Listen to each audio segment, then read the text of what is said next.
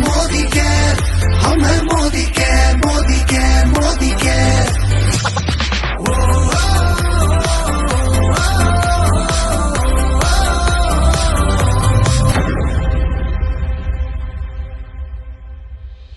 सबसे पहला पॉइंट है कि आपके पास क्लैरिटी नहीं है कि आप मोदी केयर क्यों करते हो।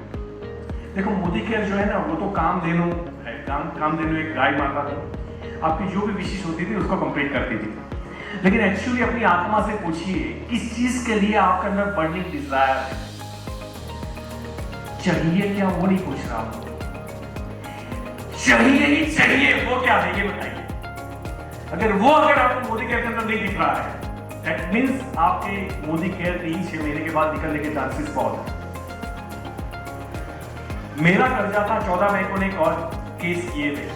अगर मैं वो कर्जे को नहीं चुकाऊंगा, मेरा घर बार बिक जाएगा, राइट। मेरे पास कॉन्सिक्वेंसेस थे, उसके परिणाम मुझे दिख रहे थे। मेरा बच्चे को मैं पढ़ा नहीं पाऊंगा, मेरे बुजुर्ग माँ बाप की मैं सेवा ठीक से नहीं कर पाऊंगा। मेरी वाइफ जो घर में जब एक बच्ची जाती है शादी करके, वो यही सोचती है कि रानी बन के राज करूंगा, और मैं उनमें से बनना नहीं चाहता था कि उसको रानी की जगह नौकरानी बना दिया जाए, जो हमारे समाज में 70% महिलाओं के साथ होता है। समझिए बात, यहां तो करना ही पड़ेगा। उनको बहू नहीं चाहिए, उनको काम वाली चाहिए।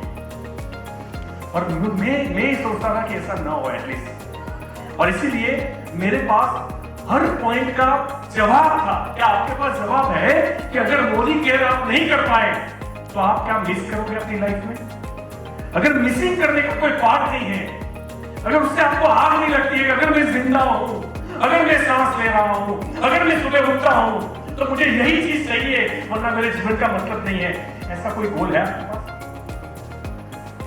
शांत हो गए? गोल है?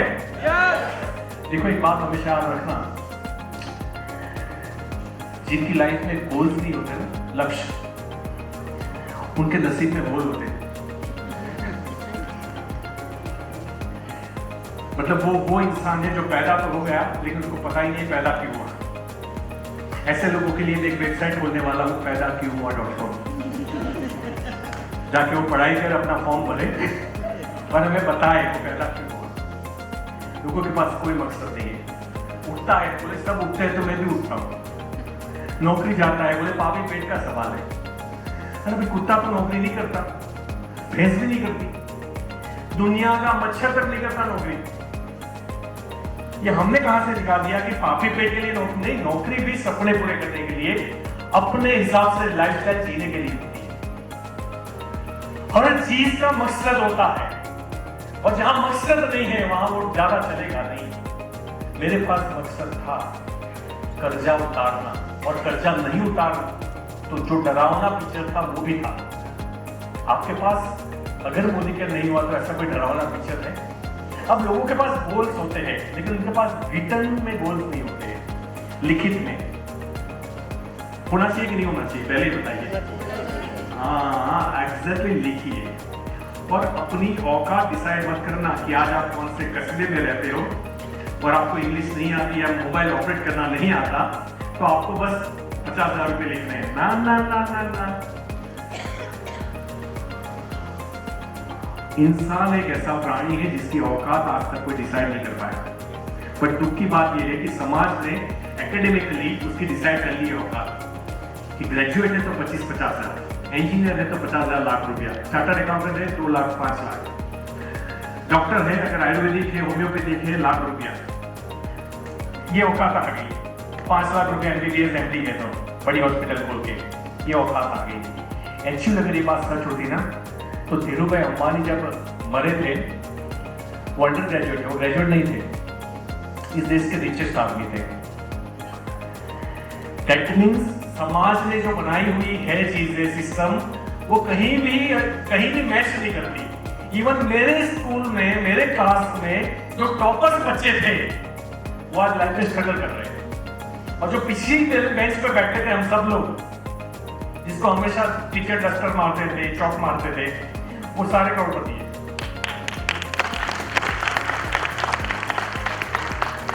इसका मतलब इंसान की औकात हिंदू मुस्लिम होना नहीं है, मर्द औरत होना नहीं है, देहाती या शहर का होना नहीं है, पढ़ा अनपढ़ नहीं है, बापू अमीर है या गरीब है वो भी नहीं है।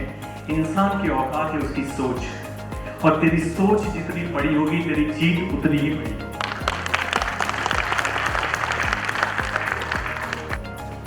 तो गोल के बाद आता है लैक ऑफ नॉलेज।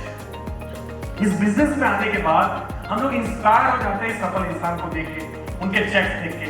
हम ये नहीं देखते वो कितनी बार गिरा होगा, वो कितनी बार हारा होगा, वो कितनी बार वापस खड़ा हुआ होगा, वो उससे कितने मन मार के ट्रेन में बैठा होगा, उसको भी नींद आ रही होगी, फिर भी पानी पी के, चाय पी के, कॉफी पी के वो बैठा होगा और वो ट्रेनिंग लेता होगा। वो फिर हारा होगा, फिर सीखा होगा, फिर हारा होगा, फिर सीखा होगा, तब वहां पहुंचा होगा। हमारे घर में अगर एसी भी रिपेयर करना हो ना तो हम खुद कर देते खोल के। कौन से मैकेनिक को?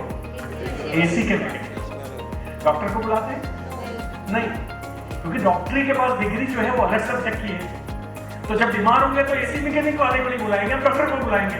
हमें इतनी अक्ल है कि किसी भी प्रोफेशन में एक्सपर्ट की जरूरत है।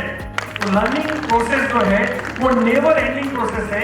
आपको सच लगे या ना लगे, मैं खुद अल्पेश मित्तल रोज 1 घंटा ट्रेनिंग लेता हूं। मैं खुद रोज 1 घंटा ट्रेनिंग लेता हूं, और अगर मुझे आज भी जरूरत है तो आपको पक्का है, मोदी के लिए तो पक्का है। मुझे नहीं पता आप किस चीज में, कोई महिला होगी बहुत अच्छा खाना बनाती होगी तो मुझे आपसे सीखना पड़ेगा, क्योंकि मुझे खाना बनाना नहीं आता।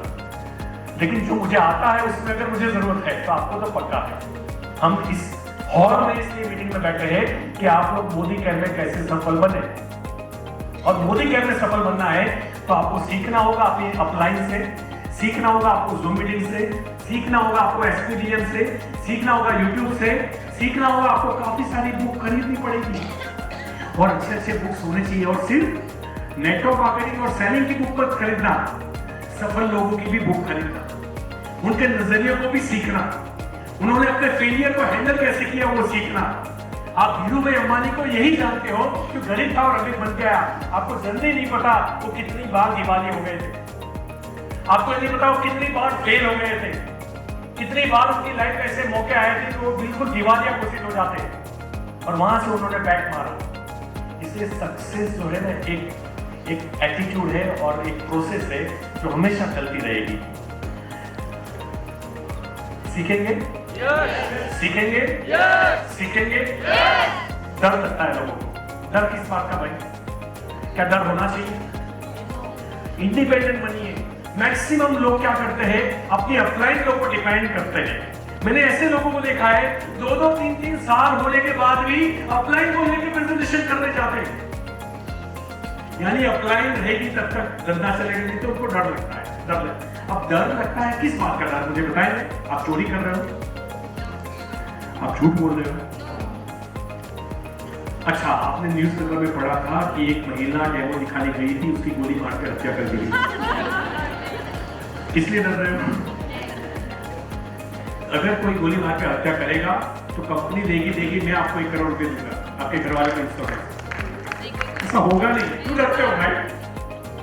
क्यों डरते हो आप? फियर किस बात का? मेरे दोस्त की वाइफ है इंश्योरेंस में, वो चीफ मैनेजर है और वाइफ टीचर है स्कूल में।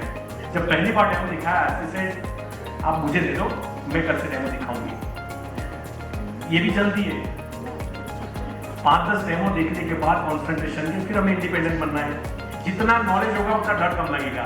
फियर तभी लगता है जब हमारे पास नॉलेज नहीं हो। अपने खुद के घर में अंधेरा होता है, डर नहीं लगेगा, लेकिन जो जगह हम जानते नहीं है वहां अंधेरा हो गया तो डर लगता है, बिकॉज हमें उस जगह का नॉलेज नहीं है। कार चलाने में जिसको कार आती है उसको डर नहीं लगेगा, जिसको कार नहीं आती है उसको बिठा दो, डर लगता है। दैट मींस जहां नॉलेज नहीं होता वहां डर लगता ही लगता है। अपने नॉलेज को इंक्रीज कीजिए, डर अपने आप पहुंच जाएगा। गिव अप सून। इस बिजनेस में लोग फेल इसलिए होते हैं कि वो मन में कारण ढूंढ निकालते हैं कि बिजनेस क्यों नहीं चलेगा, और मन में छोड़ भी देते हैं। बजाय जब हमें हार महसूस हो कि मैं इस बिजनेस में आगे नहीं बढ़ पाऊंगा, हमें अपलाइन, उनकी अपलाइन सबको एक बार मिलना चाहिए कि सर मुझे छोड़ने का मन हो रहा है, मुझे लग रहा है मैं नहीं कर पाऊंगा। उनसे काउंसलिंग लीजिए, सफल लोगों की, एक्सपर्ट लोगों की, जो आपसे पहले उसी रास्ते पे चल के सफल हुए हैं, उनसे क्या सलाह ले लेनी चाहिए। क्यों गिव अप करना? गिव अप करते हैं ना वो कभी इतिहास नहीं रचते। इतिहास वही रचते हैं जो कभी गिव अप नहीं करते। और मुझे राजस्थान को बताने की जरूरत नहीं है, गला कटने के बाद भी गिव अप नहीं करते थे राजस्थान, उनकी तलवार चलती रहती थी। आप कैसे गिव अप करोगे भाई? आप तो रोल मॉडल हो पूरे देश के,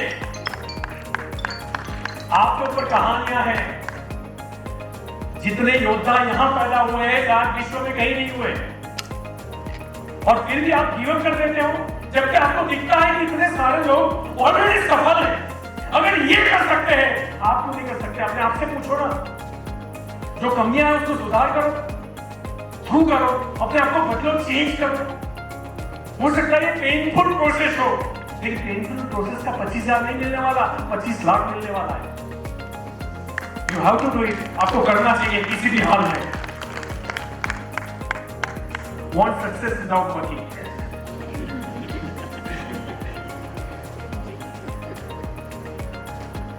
टीवी देख रहा है सर, अभी मीटिंग में वो बाद में करूं, क्योंकि वो टीवी में जो सीरीज चल रही है उसको पॉज नहीं कर रहा है,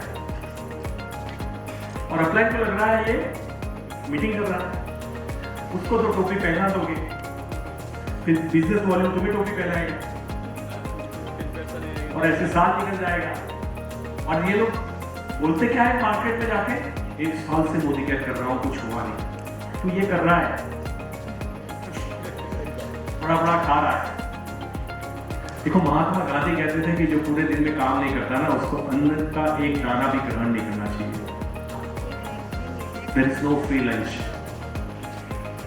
अगर हम खा रहे हैं, किसी के पास पिता का पैसा हो, प्रॉपर्टी हो, जमीन हो, जायदाद हो, उसके ऊपर गुरूर नहीं करना चाहिए, क्योंकि वो तेरा तो है नहीं। तेरा वो है जो तेरे अपने खुद से कमाया है। मुझे लगता है कि हार्डवर्क का कोई सब्स्टिट्यूट नहीं है। आपने 500 बार सुना होगा ये चीज, there is no substitute of hard work. आपको कई ऐसे लोग आ जाते हैं कि स्मार्ट वर्क करो, स्मार्ट वर्क। अरे भाई स्मार्ट वर्क में भी हार्डवर्क की जरूरत है। स्मार्ट वर्क वाले भी हार्डवर्क ही करते हैं, और हार्डवर्क जो है ना किसी भी टैलेंट को बीट कर सकता है, ये आपको पता है। लेकिन अगर आपके अंदर टैलेंट है और अगर आप हार्डवर्क कर रहे हो तो फिर आपको कोई बीट नहीं कर सकता। जितने भी लोग इस बिजनेस में फेल होते हैं वो ईमानदारी से काम नहीं करते, और वो कैसे काम करते हैं, तो कैसे करते हैं? मनमा मत करना, ठीक है ना।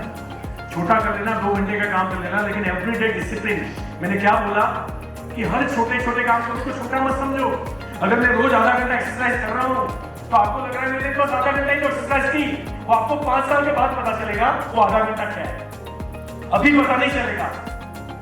तो छोटा छोटा आप उसको लाइटली मत लो, कॉन्स्टेंटली करो, कंटिन्यूसली करो, ऑकेशनली मत करो। उसको इवेंट मत बनाओ, कभी कभी कर लिया इवेंट, राइट। तो हार्डवर्क का मतलब है with right mindset, positive attitude, positive character, सही बिहेवियर, सही knowledge, right. Lack of businessman attitude. Businessman attitude किसे बोलते हैं? भिखारी जो होता है ना, उसको पैसा कितनी देर में मिलता है? तुरंत मिलता है। मजदूर को, सैलराइड पर्सन को, बिजनेसमैन को 1 साल के बाद बैलेंस शीट मिलती है। पेप्सी जब इंडिया में आई थी ना, लगभग 30 साल 40 साल पहले, पेप्सी कोला, उसके सीईओ का इंटरव्यू मैंने तब पढ़ा था, 20-25 साल पहले, 30 साल पहले। What he said, हमने 500 करोड़ इन्वेस्ट किए उस जमाने में, 500 करोड़, और जब तक हम 5 साल नहीं हो जाते तब तक हम ब्रेक इवन, 5 साल के बाद हम ब्रेक इवन पे आएंगे। ब्रेक इवन समझते हो? ना नफा ना नुकसान। और 5 साल तक क्या करेंगे? नुकसान करेंगे। 5 साल तक नुकसान करेंगे, 5 साल के बाद ब्रेक इवन पे आएंगे, और उसके बाद हम कमाना स्टार्ट करेंगे। आज रिलायंस जियो राज कर रहा है ना मोबाइल में, उसने फाइबर ऑप्टिक डाले थे। वो तब डाले थे जब सरकारी जमीन को खोदना अलाउड भी नहीं था, और उसने बोला कि भाई हम खोदेंगे, तुम पेनल्टी लगाओ। 10,000 करोड़ पेनल्टी लगी थी। और उसने यहाँ तो डाले फाइबर ऑप्टिक केबल उन्होंने दरियाई रास्ते पे भी डाल दिए, दरिया के अंदर। अब उसका कोई तोड़ नहीं है। अब कोई डालने बैठेगा तो उसकी तो हवा निकल जाएगी, तब तक वो खत्म हो जाएगा। और तब तक ये इसलिए कुछ भी प्राइस अब इसके आगे कोई टिक ही नहीं सकता, क्योंकि उसने वो बिजनेसमैन एटीट्यूड दिखाया कि अभी नुकसान करने के लिए भी तैयार हो। यहाँ हम 10 गेस्ट को बुलाते हैं तो ये सोचते हैं कि ये 15 वाले समोसा 10 में नहीं मिलेंगे, या थोड़ा खर्चा ज्यादा नहीं हो जाएगा। अरे भाई वो तुम्हारे जो गेस्ट की मीटिंग है उसमें अगर एक अल्पेश गज्जर निकल गया, एक वीरेंद्र परमार सिंह निकल गया, वीरेंद्र सिंह निकल गए, तो आपकी तो जिंदगी बन जाएगी ना। तो फिर क्यों 15 का समोसा और 25 के समोसे में जाने दो ना यार। पैसे बचा के मैंने आज तक किसी को अमीर बनते हुए नहीं दिखा है। पैसे कमा के पूरी दुनिया हो गई। Always depend on अप्लाइन। ये पैसा की होती है। अप्लाइन का मतलब क्या होता है? पैसा की है। ज्यादा से ज्यादा इंडिपेंडेंट बोलो, आप देखना उसी लीडर में दम होगा जो अप्लाइन के, जिसको अप्लाइन का सपोर्ट नहीं होगा। मतलब एक्स्ट्रा ऑर्डिनरी दम होगा। दम सब में होता है जो सक्सेस होता है। अगर कोई एक्स्ट्रा ऑर्डिनरी लगता है तो आप समझ लो उसने अप्लाइन का सपोर्ट नहीं मिला है, या नहीं मिला है, या नहीं लिया है, व्हाटएवर। वो भी एक फायदा है। जितने आप डिपेंडेंट रहते हो आपको लगता है उनकी वजह से आपका धंधा चल रहा है। भैया आपके अंदर भी हुनर है, आपके अंदर भी लीडरशिप है, उसको नहीं है तो डेवलप करो। Everybody is diamond in this world. आप भी डायमंड हो, लेकिन आप ये भी याद रखें हमेशा कि डायमंड पहाड़ों में से नहीं निकलता। पहाड़ों में से क्या निकलता है? पत्थर निकलता है, रफ पत्थर। उसके ऊपर प्रोसेस किया जाता है, 9 प्रकार का process, cutting, polishing, colouring, clarity. ये करने के बाद वो डायमंड बनता है। आप जिसको बड़ा मान रहे हो ना, जो भी है मानो, इंस्पायर, अपलाइन से इंस्पायर होना है हमेशा। अपलाइन को गुरु मानना है, अपलाइन को ओबे करना है। लेकिन अपलाइन है तो आप वो मेंटालिटी निकालना। आपको इंडिपेंडेंट बनना ही पड़ेगा अगर आपको ग्रो करना है तो। नहीं तो अपलाइन आएगी तो दुकान चलेगी, अपलाइन जाएगी दुकान बंद हो जाएगी। इंडिपेंडेंट बनिए। Don't depend on your upline. Hangs around negative people. इन लोगों से दूर रहिए, ये सबसे बड़ी बीमारी है। एक इंसान की अगर औकात मापनी है ना तो उसके 5 दोस्तों को देखो। एक इंसान अपने 5 नजदीक में रहने वाले लोगों से ज्यादा, उनकी जो एवरेज इनकम होती है उससे ज्यादा वो कमा नहीं सकता। यानी एक आदमी है, 3 आदमी है जो 3 लाख कमा रहे हैं, 2 आदमी है जो 2 लाख कमा रहे हैं। टोटल कितना हुआ 5 लोगों का? 4 और 3 7। अब 7 को डिवाइड कर दो 5 में, जो भी 1.5 लाख रुपया पकड़ लेते हैं, राइट? 1.25 लाख रुपया। उससे ज्यादा मैं कमा नहीं सकता मेरी लाइफ में। और अगर फिजिकल दोस्त नहीं है, यूट्यूब के ऊपर दोस्त बनाइए, बुक्स में दोस्त बनाइए, लेकिन सफल लोगों को दोस्त बनाइए। उनको सुनिए, उनको मत सुनिए जमाना खराब है, सरकार खराब है, रास्ता खराब है, ये नहीं करना चाहिए था, कंपनी को वो नहीं करना चाहिए था, ये अपलाइन खराब है, इसका इसके साथ चक्कर चल रहा है, उसका उसके साथ चक्कर चल रहा है। अरे भाई यार, तू तेरे बारे में सोचना, फोकस रख, फोकस। और ऐसे लोगों के साथ रहिए जो आपको शक्ति वर्धक बातें करते हैं, जो आपको एक साथ बैठ के ग्रोथ की बातें करते हैं, जो सक्सेस और अचीवमेंट की बातें करते हैं, जो बड़ी सफलता की बातें करते हैं। कैसे करेंगे, कैसे आएगा, कैसे मीटिंग सक्सेस करेंगे, कैसे वॉल्यूम को बढ़ाएंगे, कैसे टाइटल को बढ़ाएंगे, जिसके ऊपर बात करते हैं उसके साथ बैठो। Keep switching to other network marketing company. आप जो लोग नए आए हो ना, अब ध्यान से सुनना, ये आपके लिए है। प्रॉब्लम क्या है, जैसे आप डायरेक्ट सेलिंग चालू करोगे ना, आपके हर हफ्ते आपके घर में एक नया मेहमान आएगा। अच्छा, आपने चालू किया है, मेरे पास भी एक है, तुमने अभी इतना ही आया, मेरे अंदर एकदम फास्ट पैसा आता है, फास्ट। याद रखना, तुम्हारी जिंदगी फास्ट खराब हो जाएगी, वो कंपनी फास्ट बंद हो जाएगी, और आप किसी को मुंह दिखाने के लायक नहीं रहोगे जितने भी लोगों को छोड़ोगे। आज मोदी के जितने भी लोग छोड़ के गए हैं ना, कसम खा के उनके घर में जाके चेक करना, आज भी मोदी करके प्रोडक्ट यूज करते हैं। बात को समझो। आपको जब पूरा नॉलेज नहीं होगा ना तो गुमराह करने बहुत लोग आएंगे। कैसा बोलेंगे? तुम्हारे अंदर 1 लाख का माल बेचेंगे तो कितना पैसा आएगा? आप बोलोगे मेरे अंदर 10,000 आएगा। देखो हमारे अंदर 20,000 आएगा। अब आप जो टूथपेस्ट 75 रुपए में बेच रहे हो, 80 रुपए में, वो वहां 250 में बेच रहा है।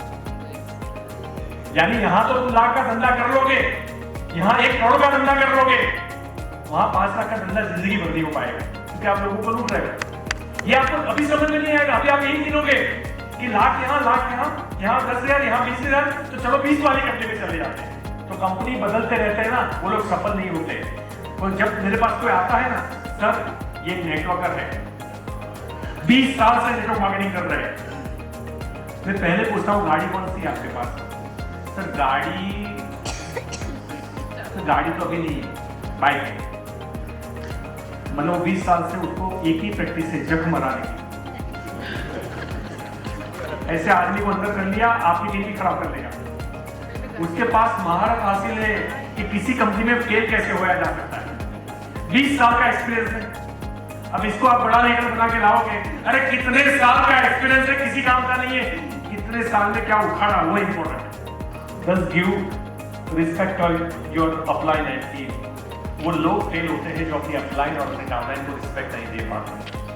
देखो दुनिया एक आईना है ना, जो देंगे वही सामने वापस आएगा। टाइम एंड इससे जल्दी से दिखाता हूँ। Doesn't understand that. ये लोग समझते नहीं है कि ये बिजनेस मेहनत के हिसाब से पैसा देगा, लेकिन क्वालिटी के हिसाब से पैसा देगा। तुम्हारी खुद की क्वालिटी क्या है? कोई भी कंपनी में अगर कोई 20,000 नौकरी वाला आदमी बोलता है इस कंपनी में तो साला तनख्वाह ही नहीं है, उसी कंपनी में जो मैनेजर है, जनरल मैनेजर, उसकी 5 लाख की तनख्वाह है, यानी उसकी औकात 20 की है, उसको 20 मिल रहा है, और उसी कंपनी में किसी को 5 लाख भी मिल रहा है। तो अगर हमें 5 लाख चाहिए तो हमें औकात वो बनानी पड़ेगी जो 5 लाख वाले की है। कंप्लेन नहीं करना है कि इस कंपनी में पैसा नहीं है, कंप्लेन नहीं करना है कि ग्रोथ नहीं है। अगर ग्रोथ नहीं होता तो मेरी खुद की भी करोड़ों में इनकम नहीं होती। मेरी इनकम इसलिए है क्योंकि मैंने अपनी क्वालिटी को इंप्रूव किया है डे बाय डे। जितनी अपनी हैसियत होगी उतना आपको पैसा मिलेगा। अब आप सोच लो आपको कितना पैसा चाहिए, अपनी हैसियत को उतना ऊंचा कर लो। Please upline downline blending game खेलना बंद करो, कंपनी की कंप्लेन करना बंद करो। मैंने इतिहास में इतना अमीर और इतना अच्छा दिल वाला आदमी आज तक मेरी लाइफ में कभी नहीं देखा जो मिस्टर समीर मोदी है। ये भी मैं कसम खा के बोलता हूं। हमने पहाड़ों में चीन के रास्ते बनाए हैं, हमने नदियों का रुख मोड़ा है, हम सीटे की तरह भाग नहीं सकते, हमने बुलेट ट्रेन डिजाइन की, हम ईगल की तरह उड़ नहीं सकते, हमने जेट प्लेन डिजाइन किया। शेर के जैसा जबड़ा और पंजा नहीं है हमारे पास। उसी शेर को हम सर्कस में नचवाते हैं, उसी शेर को हम ढेर करते हैं गोली से। वो इंसान का बच्चा तू है, और अगर तू बोलता है तेरे से नहीं हो सकता, ये हीन भावना का नतीजा है और ये माँ बाप के ऊपर सीधी गाली है। तू जो चाहे वो कर सकता है, जो चाहे वो पा सकता है, क्योंकि तू इंसान है। We are super power. आप बात को समझिए। सोचो अगर हम कुत्ता होते तो क्या होता, सोचो अगर हम गधे होते तो क्या होता, सोचो अगर हम मच्छर होते तो ऐसे मार्केट चला जाता। बोले पापा तो घर पे ही नहीं आए, बोले खाना खाने गए थे, किसी दिन थप्पड़ मार दिखी गए।